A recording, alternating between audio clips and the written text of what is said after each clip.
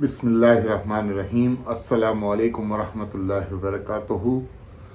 दोस्तों, हज 2025 में जाने वाले हाजी रियाल के लिए बहुत सारे सवाल आ रहे हैं, क्योंकि रियाल कहाँ से एक्सचेंज करवाना है और रियाल के अंदर में कितने का रियाल होगा, और दूसरी चीज़ ये है कि रियाल हमको कितने लेके जाने होंगे हज के लिए जाने में, और एक चीज़ हमको कुर्बानी के लिए कितना रियाल लेके जाना होगा, क्योंकि हज के अंदर में इंडियन करेंसी वहाँ तो नहीं चलेगी। अगर आप वहाँ कुर्बानी करना चाहते हैं तो रियाल कुर्बानी के लिए कितना ले जाना होगा, ये सब चीज़ों के सवाल है हाजियों के मन में।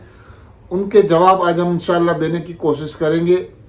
और अगर आप मेरे चैनल पर नए हैं तो प्लीज़ मेरा चैनल सब्सक्राइब कीजिए, लाइक कीजिए, शेयर कीजिए, और कुछ जानकारी जानना चाहते हैं तो आप मुझे सवाल भी कर सकते हैं। तो चलिए शुरू करते हैं आज का वीडियो। बिस्मिल्लाहिर्रहमानिर्रहीम।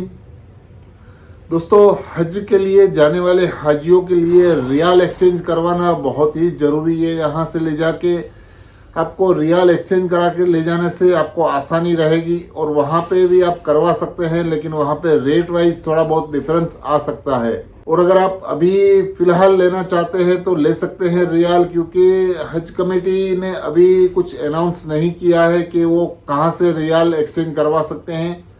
ज़्यादातर उनका बैंक SBI रहता है। अगर आपके किसी भी शहर के आप रहते हैं तो वहाँ पे पास के ही बड़े ब्रांच के अंदर में जाके, मेन ब्रांच जो रहता है SBI का, वहाँ पे भी आप जाके करवा सकते हैं। लेकिन उसके लिए हज कमेटी ने भी कोई अनाउंस नहीं किया है। उसके हज कमेटी के अनाउंस करने के बाद आप जाके वो रियाल एक एक हाजी के हिसाब से आप एक्सचेंज करवा सकते हैं। तो हज कमेटी की तरफ से अगर आप रियाल एक्सचेंज करवाना चाहते हैं तो बैंक से करवा सकते हैं, और अगर प्राइवेट में भी कई लोग उसका काम करते हैं पैसों के एक्सचेंज का अलग अलग कंट्रीज में, तो आप सऊदी के लिए भी रियाल एक्सचेंज उनके पास भी करवा सकते हैं। लेकिन बहुत ही एहतियात पूर्वक करवाना है, क्योंकि उसमें बहुत सारे फ्रॉड भी होते हैं और बहुत सारे उसके अंदर स्कैम भी चलते हैं। तो आपको बहुत ही संभल के और अपने पहचान वाले के पास ही ये काम करवाना है। तो फिलहाल अभी मैं रेट के ताल्लुक से आपको बताया, 23 रुपये के आसपास चल रहा है। कहीं पे 22 रुपये 75 पैसा, 22 रुपये 80 पैसा के हिसाब से भी आपको मिल जाएगा। तो ये आपको खास ध्यान रखना है कि कितना रेट चल रहा है मार्केट के हिसाब से। वो हिसाब से आप अभी से भी अगर आप चाहें तो रियाल एक्सचेंज करवा सकते हैं। और कितना रियाल ले जाना होगा, तो आपको एक चीज़ मैं बता दूं कि कम से कम आपको, मैंने पहले भी बताया था पिछले वाले वीडियो के अंदर में, कि 75,000 रुपीज़ इंडियन करेंसी के हिसाब से आपको एक्सचेंज करवाना पड़ेगा रियाल। उस हिसाब से हम बात करें तो आपको कम से कम 3200 से 3500 रियाल लेके जाना होगा एक एक हाजी के लिए। मेरे हिसाब से बहुत ही काफ़ी है 3000 से 3500 के आसपास लेके जाना एक एक हाजी के लिए, क्योंकि वहाँ के खर्चों की बात करें, वहाँ के रहने सहने की बात करें, और 40 से 45 दिन आपको रुकना पड़ेगा। तो कम से कम आपको वहाँ पे 3200-3500 रियाल लेके जाना बहुत ही ज़रूरी है। काफ़ी लोग सवाल करते हैं, इतने सारे रियाल हम वहाँ क्या करेंगे, खर्चा होगा नहीं होगा। तो मेरे हिसाब से सेफ साइड के लिए वहाँ पे इतना पैसा तो लेके जाना ज़रूरी है एक हाजी के लिए। कम से कम 3200 से 3500 रियाल बहुत ही ज़रूरी है वहाँ पे ले जाने के लिए। तो आपको ये चीज़ का ख़ास ख्याल रखना है कि 3200 रियाल आपको ले जाने हैं हज के लिए जाने में। और कुर्बानी के हवाले से हम बात करें तो कुर्बानी के अंदर में मैं आपको बता देता हूँ कि कुर्बानी अगर आपने हज कमेटी से यहाँ पे फॉर्म के अंदर में सिलेक्ट किया है तो आपको यहाँ पे इंडियन करेंसी में ही आपको पैसा भरना पड़ेगा, जो कि मेरे हिसाब से 16,000 रुपये के आसपास होता है वो खर्चा। और अगर आप यहाँ पे कुर्बानी नहीं करना चाहते हैं, वहाँ पे मक्का के अंदर में आपका कोई पहचान वाला है या तो कोई ऐसे लोग हैं जो वहाँ कुर्बानी करते हैं, और आपको हज के टाइम पे बहुत ही करेक्ट मैसेज आपको दे देंगे कि आपकी कुर्बानी हो गई है, क्योंकि आपको शैतान को कंकरियाँ मारने के बाद आपको तुरंत ही जानना जरूरी है कि आपकी कुर्बानी हुई या नहीं हुई। उस हिसाब से आप हलक करवा सकते हैं। आपका जो हलक करवाने का टाइम है वो कुर्बानी हो जाने के बाद ही होता है। इस वजह से आपको कुर्बानी का एग्जैक्ट टाइम पता होना चाहिए, क्योंकि हज कमेटी की मैं बात करूं तो हज कमेटी का निज़ाम ऐसा रहता है कि सुबह से लेकर जो उनका हज का वक्त शुरू होता है, जब से लेकर दोपहर के 2 बजे के आसपास कुर्बानी का मैसेज आना शुरू हो जाता है हज कमेटी की तरफ से। तो हज कमेटी अपना टाइम टू टाइम मैसेज आपके मोबाइल के अंदर में, आपके जो हज कमेटी सुविधा ऐप है उसके अंदर में आपका मैसेज आ जाएगा कुर्बानी का, अगर आपने हज कमेटी से पैसा भरा होगा तो। और अगर आप बाहर से आप कुर्बानी करते हैं तो आप उनसे ये चीज़ जरूर जान लें कि कितने बजे आपको मैसेज मिलेगा, क्योंकि आप 12 बजे 1 बजे तक आप इंशाल्लाह फ्री हो जाते हैं शैतान को कंकरियां मार के पहले दिन, जो हज का दिन रहता है उस दिन। तो अगर आप उस दिन 12-1 बजे फ्री हो जाते हैं तो आपको 1-2 बजे तक भी अगर मैसेज आ जाएगा तो आप कुर्बानी हो जाने के बाद हलक करवा सकते हैं और अपना एहराम भी निकाल सकते हैं। तो इस वजह से आपको ऐसे पहचान वाले को देना है जिसकी वजह से आपको आगे जाके परेशानी ना हो और आपको तुरंत ही मैसेज मिल सके कि आपकी कुर्बानी हो चुकी है। तो हम रियाल के खर्चे की बात करें, कई लोगों के मन में सवाल रहता है कि इतना सारा रियाल हमारा कहाँ खर्चा होगा। तो रियाल के अंदर में इस चीज़ का मैं आपको बता दूं कि रियाल के अंदर में खर्चे का जो मेन आपको जो खर्चा है वो खाने पीने के अंदर लगेगा। आपको यहाँ से जो चीज़ें आप लेके जाएंगे, जो दाल राइस और साबुन सर्फ और भी चीज़ें हैं वो लेके जाएंगे, तो वहाँ जाके आपको अगर आप सब्जियां लेना चाहते हैं तो आपको सब्जियों में आपका वहाँ पे पैसा खर्चा होगा। और अगर आप वहाँ पे बाहर से खाना खाना चाहते हैं तो वहाँ पे आपका रियाल खर्चा होगा। और अगर आप वहाँ से खरीदारी करेंगे तो उसके अंदर भी आपको रियाल खर्चा करना पड़ेगा।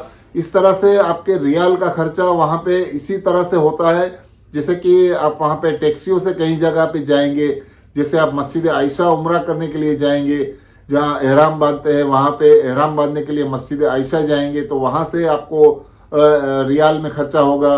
दूसरी और जगह भी है ज़ियारतें करने की, जैसे कि तैफ आप जाएंगे, तैफ के अंदर में भी आपको कम से कम एक आदमी का 50-60 रियाल लगता है। तो उस हिसाब से आपको खर्चे में रियाल वहाँ पे खर्चा लगेगा। और हज के जो 5 दिन रहते हैं उसमें भी काफ़ी लोगों के रियाल ज़्यादा खर्चा हो जाते हैं, जैसे कि टैक्सियों में लोगों को एड्रेस पता नहीं होता है, उनके टेंट नहीं मिल रहे होते हैं, कई लोग बिल्डिंगों में जाना चाहते हैं, वहाँ पे भी उनको टैक्सी वालों से बहुत ज़्यादा रियाल खर्चा हो जाता है। इस तरह से आपको रियाल वहाँ पे बचा के रखने हैं और बहुत संभाल के रियाल खर्च करने हैं। तो मदीना में आपको किचन की फैसिलिटी आपको नहीं मिलेगी वहाँ पर, वहाँ पे आपको रेस्टोरेंट में खाना पड़ेगा, या तो आपको वहाँ पे कैटरिंग सर्विस मिलती है वो भी आप ले सकते हैं। तो वहाँ पे भी आपका रोज का एक आदमी का कम से कम 35 रियाल एक वक्त के खाने का खर्चा होगा। इस तरह से आपका खर्चा वहाँ पे रियाल में खर्चा कर सकते हैं आप। और दूसरी चीज़ ये है कि वहाँ पे अगर आप मदीना के अंदर में अगर आप ख़रीदारी करना चाहते हैं तो मदीना के अंदर में सस्ती दुकानें भी आपको मिलेंगी, 2 रियाल 5 रियाल, इस तरह से आपको वहाँ ख़रीदारी भी सस्ती करनी पड़ती है। कई हाजी वहाँ से ख़रीदारी करते हैं और वहाँ पे भी उनके रियाल ज़्यादा खर्च होते हैं। मदीना के अंदर में या तो मक्का में अगर आप खरीदी करना चाहते हैं, जो ख़रीदारी करते हैं हाजी, उनका वहाँ पे भी रियाल काफ़ी खर्चा होता है। इस तरह से आपका टोटल मिला के मेरा अंदाज़ा ये है कि आपको कम से कम 3200 से 3500 रियाल लेके जाना है। और अगर आप वहाँ पे कुर्बानी करना चाहते हैं तो आपको कम से कम 600 रियाल एक्स्ट्रा लेके जाने हैं। और कुर्बानी के साथ साथ आपको 4000 के आसपास रियाल लेके जाने हैं।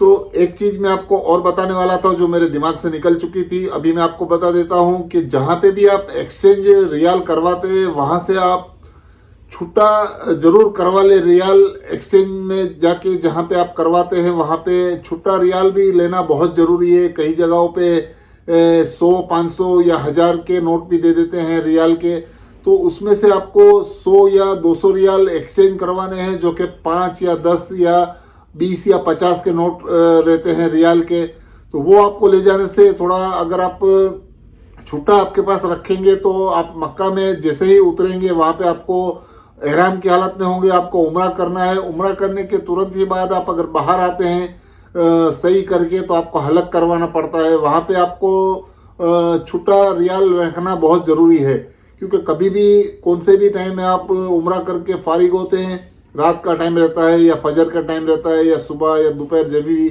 तो आपको 100 रियाल आपके पास रहेंगे या 500 रियाल रहेंगे तो आपको कोई छुट्टा नहीं देगा। इस वजह से आपको थोड़े छुट्टे रियाल भी लेके जाना बहुत ज़रूरी है। तो आप यहाँ से जहाँ पे आप एक्सचेंज करवाते रियाल, वहाँ से आपको 5 रियाल, 10 रियाल, 20 रियाल, 50 रियाल भी साथ में एक्सचेंज करवाने हैं, क्योंकि कई लोग ज़्यादा 500, 200 और 100 रियाल भी देते हैं। तो आपको उनको रिक्वेस्ट करके छुट्टे रियाल भी लेके जाने होंगे यहाँ से। तो आपको वहाँ जाके तुरंत उतर के आपको अगर कोई काम हो खर्चा करने का या तो कुछ रियाल आपको हलक करवाने के लिए भी चाहिए तो वो आप आसानी से करवा सकते हैं। इस वजह से ये चीज़ बहुत इम्पोर्टेंट है। थोड़े कम लेकिन एक्सचेंज ज़रूर करवा ले थोड़े रियाल जो 5, 10 और 50 के हो।